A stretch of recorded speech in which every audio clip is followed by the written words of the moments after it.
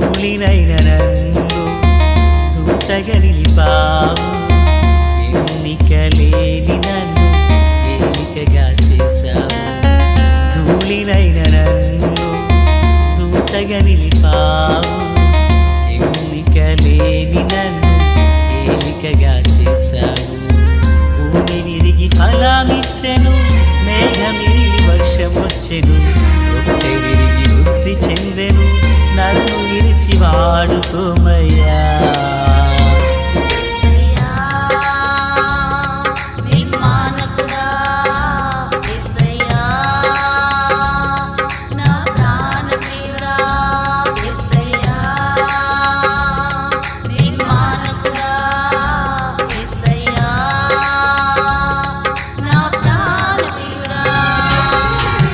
ధూళినైన నన్ను దూతగా నిలిపావు, ఎన్నిక లేని నన్ను ఏలికగా చేశావు. ధూళినైన నన్ను దూతగా నిలిపావు, ఎన్నిక లేని నన్ను ఏలికగా చేశావు. ప్రభు అయినటువంటి యేసుక్రీస్తు వారి పరిశుద్ధమైన నామములో తండ్రి అయిన దేవాది దేవునికి నిత్యము స్తుతియు స్తోత్రములు, మహిమయు ఘనతయు ప్రభావములు యుగయుగములు ప్రభువునకే చెల్లునుగాక. ఆత్మీయులారా, బాగున్నారు కదూ? అందరికీ యేసయ్య నామంలో నా హృదయపూర్వకమైన ప్రార్థన శుభాభివందనాలు, ఈ పునరుత్థాన ఆశీర్వాదాలు సమృద్ధిగా ప్రభు మనందరికీ దయచేయునుగాక. బాగున్నారు కదా పిల్లరా? నేటి దినము నుండి మనము నిర్గమాకాండము ధ్యానములను ఆరంభించనయున్నాం. దేవుని మహాకృప వలన గడిచిన సంవత్సరం 4వ తారీఖు 4వ నెల 2024వ సంవత్సరాన ఆదికాండమును మనము ఆరంభించాం.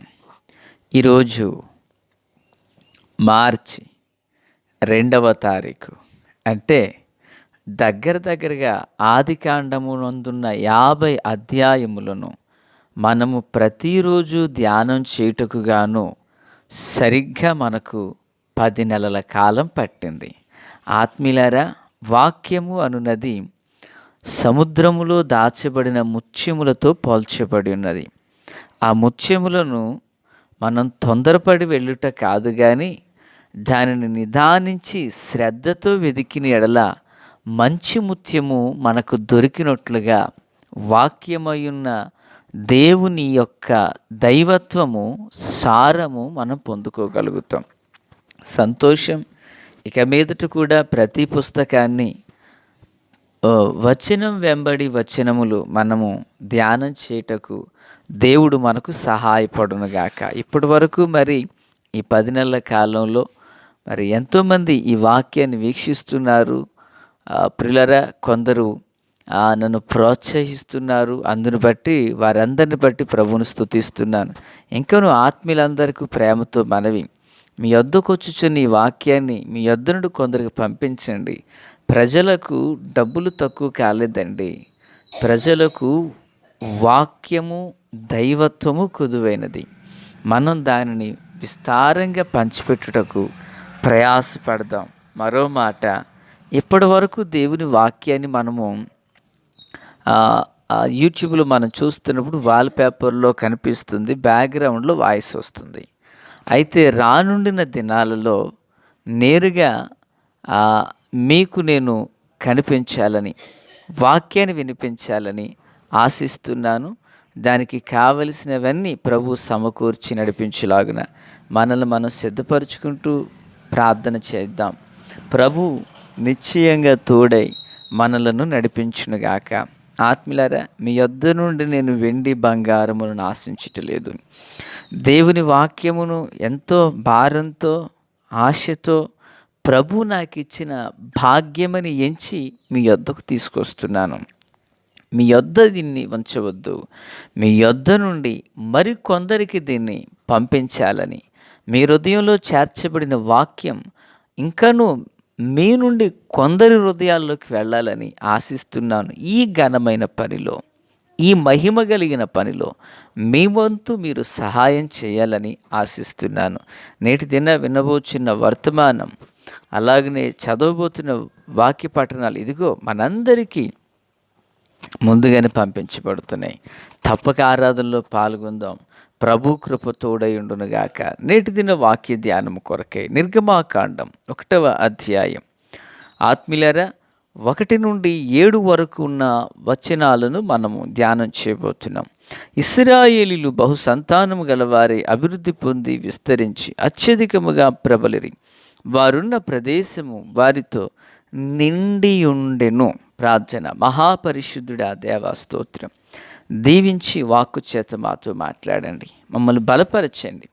మీ వాక్యపు సారాంశం మా హృదయాలలో నిండుకొనుగాక. దైవమా, యెషయి దర్శనంలో గుడా మందిరాన్ని వస్త్రము కమ్మినట్లుగా మీ ప్రభావంతో మమ్మల్ని కప్పండి, మేలుతో నింపండి. యేసునామమున ఆమేన్. ప్రియులారా, ఈ నిర్గమాకాండం బైబిల్ గ్రంథంలో ఇది 2వ పుస్తకం. ఇందులో దగ్గరగా 40 అధ్యాయాలు ఉన్నాయి. 1312 వచనాలు ఉన్నాయి. 28 వాగ్దానాలతో, నా దేవుని పిల్లరా, క్రీస్తునందు నాకు అత్యంత సన్నిహితులారా 129 ప్రవచనాలతో, దగ్గరగా నెరవేర్చబడవలసిన ప్రవచనాలలో 2 ఇలాగున ఈ పుస్తకము రాయబడి ఉంది.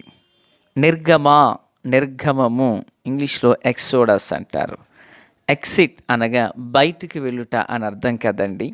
మనం ప్రభు నమ్ముకున్నప్పుడు సినిమా హాళ్ళకు వెళ్ళినప్పుడు ఎక్సిట్ దారి అని ఉంటుంది కదా. ఎక్సిట్ బయటికి వెళ్ళే దారి. అంటే ఇశ్రాయేలీలు ఆది కాండమునందు ఐగుప్తులోకి వెళ్ళారు. నిర్గమాకాండములో వారు బయలుదేరారు, బయటికి వచ్చారు. అంటే నిర్గమాకాండం ఐగుప్తు అనబడిన చెర నుండి విడిపించబడిన దానిని ఎక్సోడస్, నిర్గమాకాండము అన్నారు. పులరా, ఈ నిర్గమాకాండాన్ని ఆది కాండము మోషే రాసినట్లుగా దీనిని కూడా పూర్తి భాగాన్ని మోషే అనబడిన దైవజనుడే రాశారు. ఆయన 120 సంవత్సరాలు జీవించారు. అద్భుతం ఏంటంటే ఆయన పుట్టుకను గూర్చి కూడా ఇందులో రాసి ఉండడం చాలా విశేషం. ఆత్మీయులారా, అయితే ఇప్పుడు మనం చదివినటువంటి వచన భాగాలలో ఐగుప్తులోనికి యాకోబుతో వచ్చిన ఇశ్రాయేలు పేర్లు ఏవనగా రూబేను, షిమ్యోను, లేవి, యూదా, ఇస్సాకారు, జెబూలూను, బెన్యామీను, దాను, నఫ్తాలి, గాదు, ఆషేరు. వీరిలో ప్రతివాడు తన కుటుంబంతో ఐగుప్తులకు వచ్చారంట. యాకోబు గర్భవాసన పుట్టిన వారందరూ 70 మందిని. అప్పటికే యోసేపు ఐగుప్తులో ఉన్నాడని పై వచనాలు తెలియజేశాయి. అయితే వీరు దేశంగాని దేశానికి వచ్చారు. వారిదే దేశం కనాను దేశం, పల్లపు దేశం, నీరున్న దేశం, నిజమైన దేవుని కలిగి ఉన్నటువంటి భూభాగం ఆ ప్రాంతంలో ఈ ఇజ్రాయేలు. అయితే ఇక్కడ మనం చూసినప్పుడు దేశంగాని దేశానికి వచ్చారు. అది ఐగుప్తు దేశం. ఆనాటి కాలంలో ఐగుప్తు యొక్క రథాలు, ఐగుప్తు యొక్క సామ్రాజ్యం ప్రపంచంలో పేరెన్నికగలిగినటువంటి ప్రాంతంగా అదున్నది. అయితే దేశంగాని దేశం వచ్చిన ఇజ్రాయేలీలు 70 మంది శేషముగా వచ్చిన ఇజ్రాయేలీలు అంటే ఆ దేశము వారుండిన ఆ ప్రాంతము నిండినంత వారిగా అయ్యారు. చూడండి పిల్లరా, వేళ్ల మీద లెక్క పెట్టగలిగిన సమూహం, ఆ ప్రజగా వాళ్ళు వచ్చి ఆ ప్రాంతాన్ని నిండినట్లుగా, ఒక కుండ నీళ్లతో నింపబడినట్లుగా ఆ ప్రాంతం ప్రజలతో నింపబడింది. అంటే వారు విస్తరించారు, బహు సంతానాభివృద్ధి కలిగిన వారై ఉన్నారు, అత్యధికంగా ప్రబలి ఉన్నారు. అంటే వారు అభివృద్ధి చెందారు. ఈరోజు మానవ దైనందిన జీవితంలో ప్రతి మనుషుడు అభివృద్ధి పొందాలి. వింటున్నారా పిల్లరా? ప్రతి మనుష్యుడు అభివృద్ధి పొందాలి. ఇదిగో నేను ఒక దైవజనుడను, సేవ చేస్తున్నాను. దేవుడు నాకు అప్పగించిన సేవ అది అభివృద్ధి పొందాలి. సేవలో ఉన్న ఆత్మీయ కుటుంబాలు, వారి వ్యాపారాలు, వారి వ్యవసాయం, వారి సంతానం, వారి కుటుంబములు, వారి బిడ్డల యొక్క విద్య, అన్ని రంగములలో వారును అభివృద్ధి పొందాలి. ఇది నా ఆశ మరియు ప్రార్థన. అంత మాత్రమే కాదు, లోకంలో ఉన్నటువంటి అనేకులు ప్రతి ఒక్కరూ అభివృద్ధి పొందాలని చూస్తారు. మనం అభివృద్ధి పొందాలంటే ఏం చెయ్యాలి? ప్రియులరా, తరచుగా మనం దేవుని వాక్యంలో వింటుంటాం, అభివృద్ధి అనేది ఒక మనుషుని వలన జరిగేది కాదు. దైవజనుడైన పౌలు గారు కొరింథీ పట్టణమందున సంఘానికి రాస్తూ అంటారు, నేను నాటి తిని, అపొల్లో నీళ్లు పోశాడు, వృద్ధి కలుగజేయువాడు చేసినవాడు దేవుడే అంటారు. అంటే మన ఆధ్యాత్మిక జీవితంలో అభివృద్ధి అనేది నేను నీవు అనుకుంటే జరిగేది కాదు. దేవుడు మనలను అభివృద్ధి చెయ్యాలి.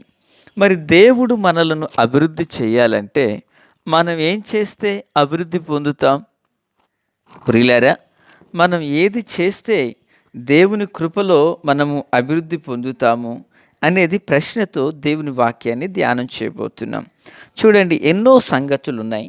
ఈ దినాన ఒకటి లేదా రెండో మాటను మీకు తెలియపరచాలని ఆశపడుతున్నాను. నెంబర్ 1, దేవుని బిడ్డలుగా మన ఆధ్యాత్మిక జీవితంలో మనం అభివృద్ధి పొందాలంటే ద్వితీయోపదేశ కాండము 6వ అధ్యాయం ప్రియులరా 3వ వచనాన్ని మనం చదవగలిగితే అక్కడ ఇలాగున చెప్పబడి ఉన్నది, నీవు నీ దేవుడైన యెహోవా మాటలను శ్రద్ధగా విని వాటిని గైకొనిన ఎడల అంటాడు భక్తుడు.